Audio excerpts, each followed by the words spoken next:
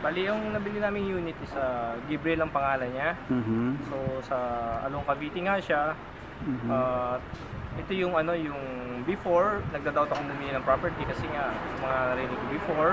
But nung ma-advise ako ng milis ko, kasi sa kumpare namin na kapitbahay din namin na may maganda na siyang offer na development, mga housing property. So, in-advise yung milis ko na tingnan. Mag-ano lang siya, mga tripping. And then on the spot, sinabi niya sa akin na maganda yung unit. So, and besides that, sa tulong ng Facebook, nakita ko rin yung yung features niya. So, hindi na ako nagdalawang isip na mag-invest. So, kasi reservation, so nagpaano sa kanya ng reservation. Then after that, nung umuwi ako, pinag ko yung property. And yun nga, nakita ko na okay talaga yung lugar. So, sa akin parang it's a good start of investment.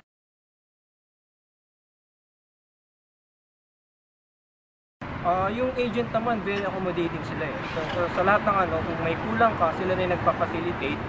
At hindi ka naman nila pababayaan, i-explain nila sa iyo lahat ng mga features ng bahay, kung ano yung proper payment, ano yung mga documents. So, hindi ka maliligaw.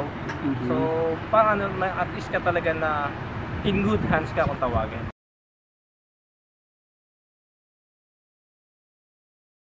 Ang may advice ko sa mga is sa ngayon kasi maganda talagang ang isang napagandang savings na hindi mo mawawala is yung property. Kasi on the spot, once na binili mo yan, per day nag-i-increase agad ang value niyan unlike sa mga gadgets, mga appliances. So kung wise na tao ka, mas maganda talaga mag-invest ng property.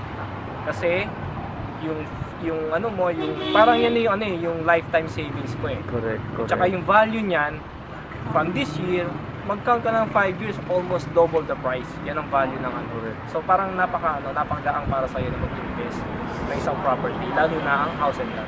Okay, sige po. Maraming salamat.